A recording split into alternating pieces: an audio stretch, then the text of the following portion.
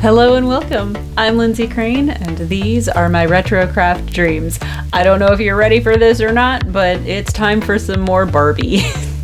We're going back to 1989 again. It's time for me to do some more on my Barbie cosplay project. I gotta get it done.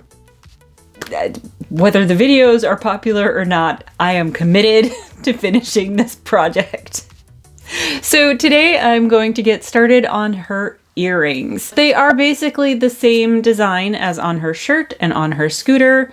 They are sparkly. I'm not worrying about the sparkles. They are quite massive in proportion to her body. Now, I haven't really worn earrings in a couple of decades, so I'm definitely not going to be able to handle some massive earrings. So I'm probably going to make them a little bit smaller. Which does mean I'm dealing with quite a tiny scale item here. I could paint these, but I decided I wanted to stitch them. I thought about cross stitching. There is a cross stitch pattern for this design, although the scale, it's a little bit big and it wouldn't scale down quite as well probably. But I think I'm just going to embroider it. I think it'll go a lot faster. I can use satin stitches and just get it done as fast as possible. And then after I stitch them, I got some wood. Got a nice little piece of basswood. Yeah, just some wood. So I'm going to basically make a little wooden sandwich with my embroidery. I will paint this the appropriate color. I will find a way to glue or attach them to some earring bases, and voila, we'll have some earrings. I actually bought way too many earring posts, so first step, let's get the line art, and I will start stitching, and hopefully it'll stitch up pretty quick simply because they're going to be very, very tiny. Very, very tiny. I will need a very sharp needle.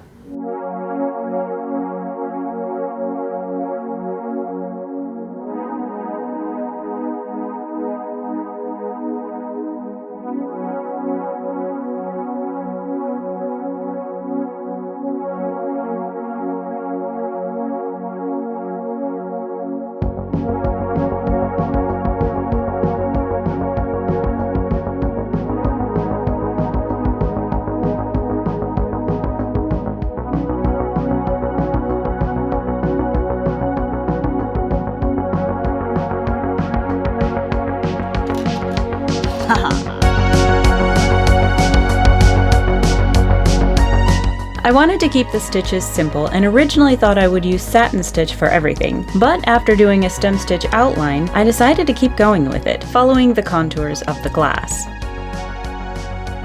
The ice cream scoops are long and short stitches with stem stitch swirls.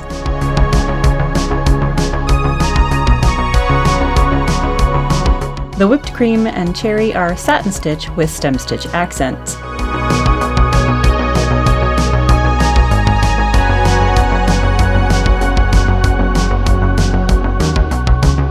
And the background is all satin stitch.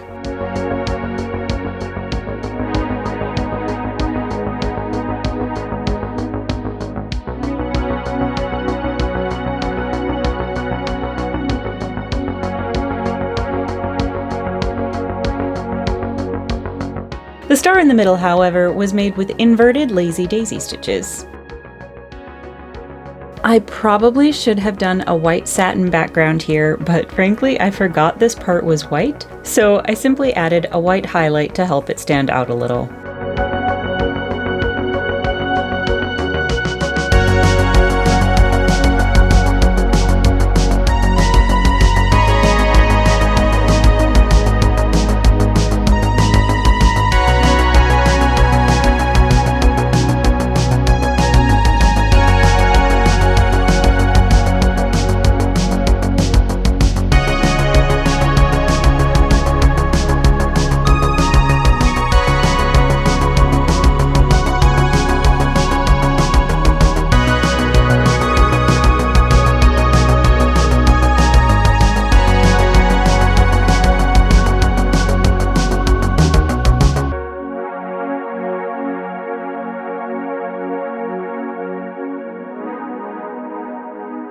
This one is so much better.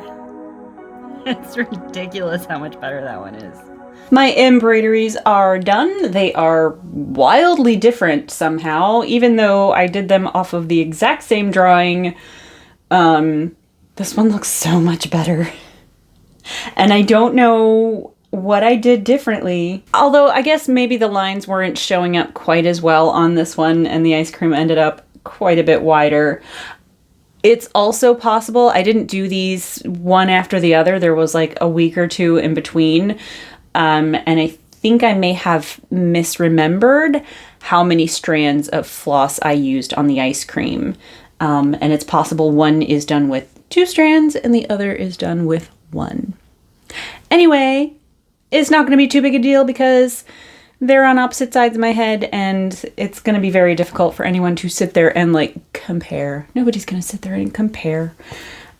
So next step, need to make the earring. So I've got my bit of basswood, I don't know which pronunciation it is, but you know, basic stuff you can find at a general craft store. I got this one at Joann's when it was still there. So this is only 1/16 of an inch. I wanted to make sure they were going to be very lightweight because I'm not actually used to wearing earrings, certainly not dangly ones. That does also mean I'm going to have to layer this because it could be very prone to cracking along the grain. So this is what you do when you've got very thin wood that you want to strengthen up.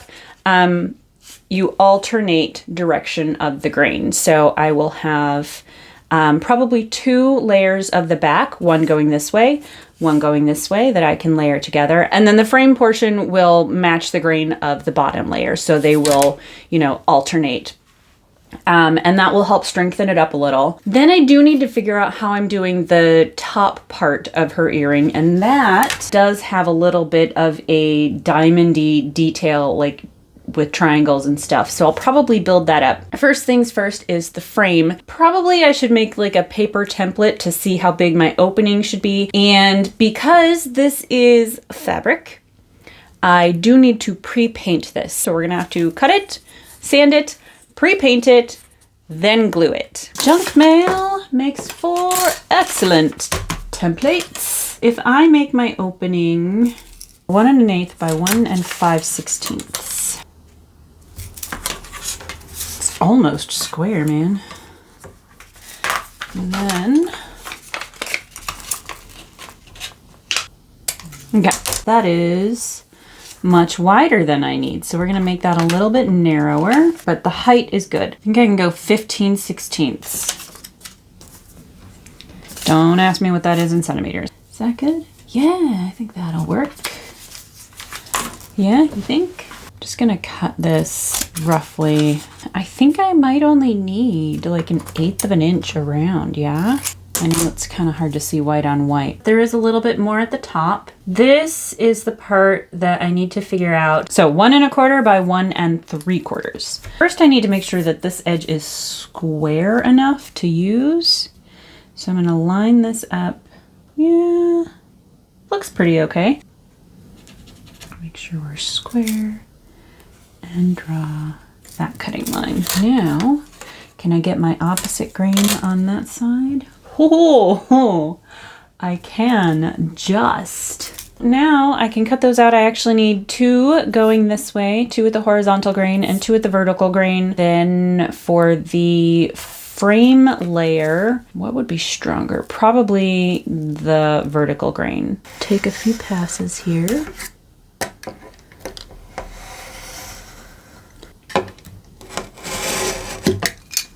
And now I have a channel to follow.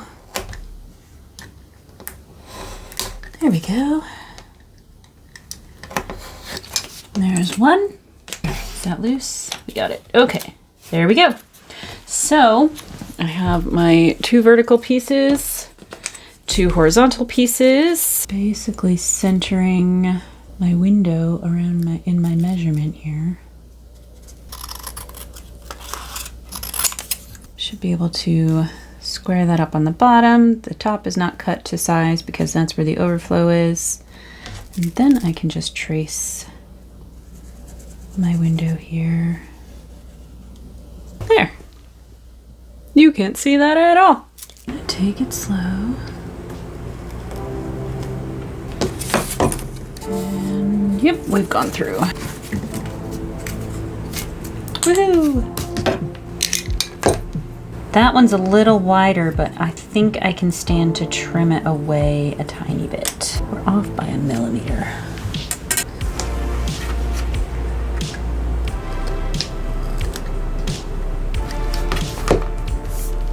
Yeah. All right, let me copy that one.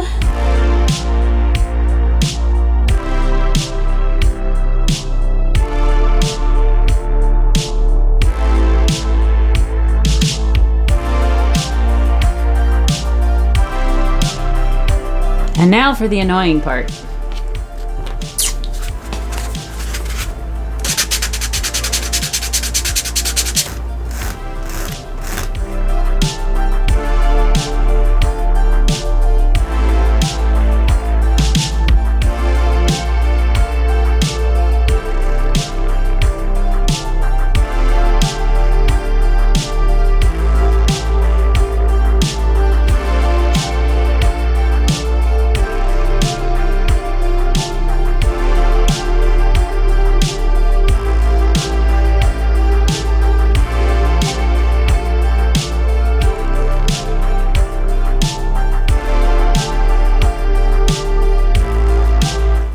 Speaking. This is not school glue, this is glue all. Probably wouldn't be my first choice, but this is what I have right now.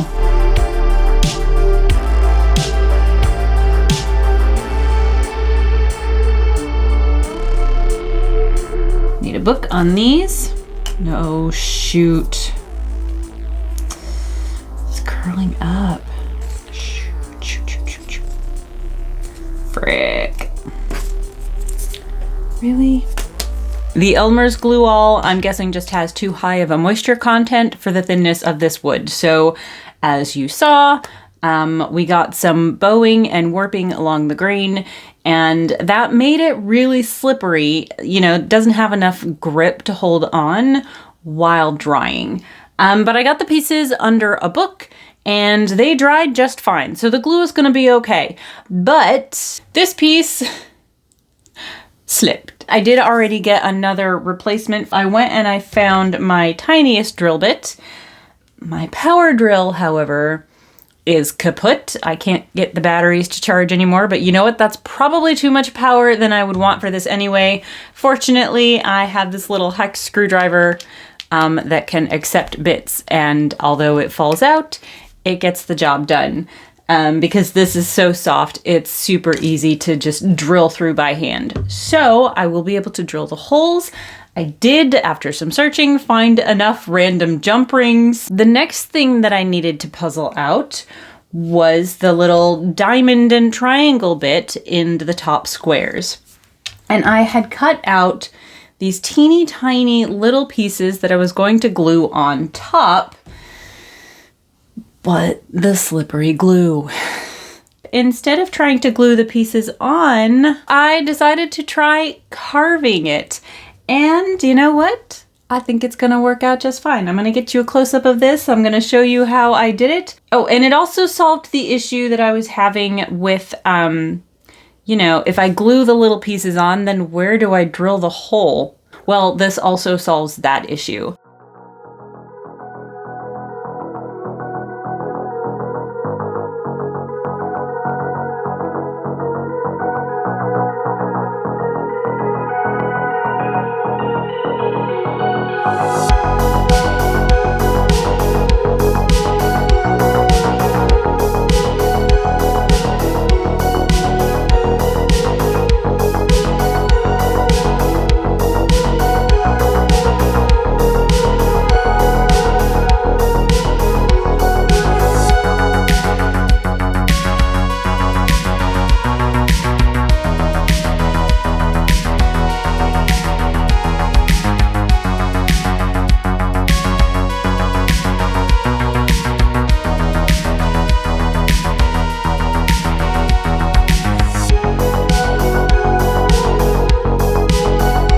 What I can do is line it up, and then I have a chalk pencil And I'm just gonna put little dots at each corner, and then those dots I can use to put it into position on the back. And then when I put this on, it should magically be correct.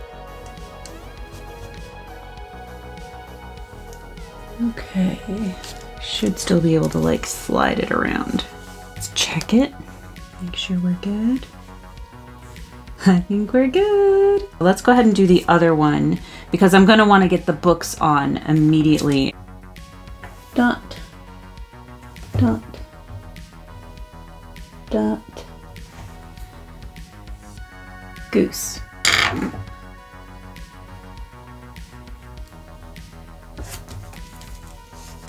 Check it before you wreck it. Pretty good, okay. Press it into place. All right.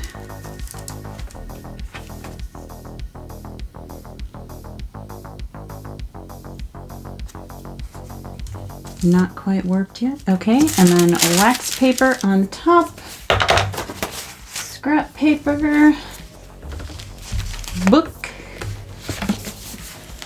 Book.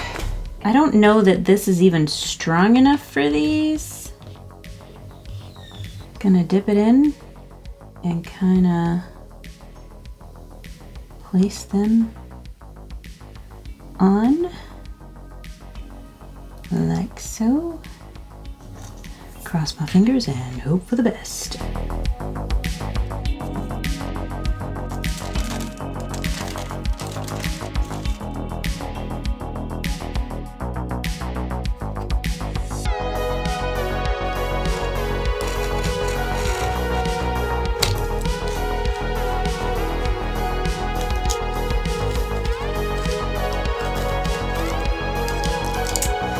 Why do I find the better way when I've got like 2 sides left?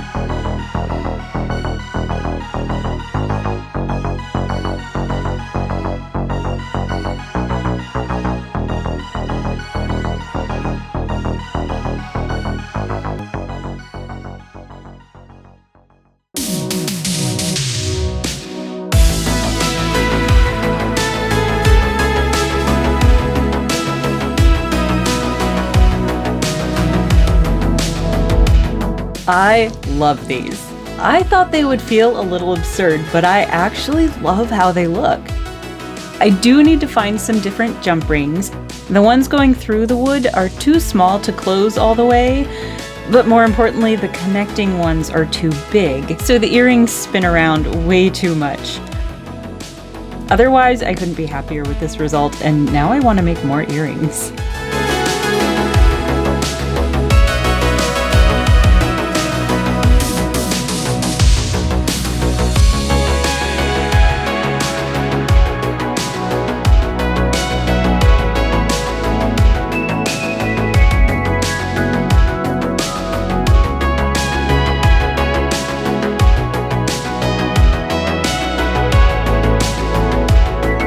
If you are enjoying this Barbie endeavor, please do give this video a thumbs up to let me know, and be sure to check out the rest of the videos in my Cool Times Barbie playlist. And stay tuned, there are 2 more Barbie videos to come. Thank you so much for watching, have a wonderful day, and I will see you next time. Bye! Oh, there is just cat fluff on everything. I'm lint rollering my piece of wood. You can't play limbo with the boom. Oh, buddy.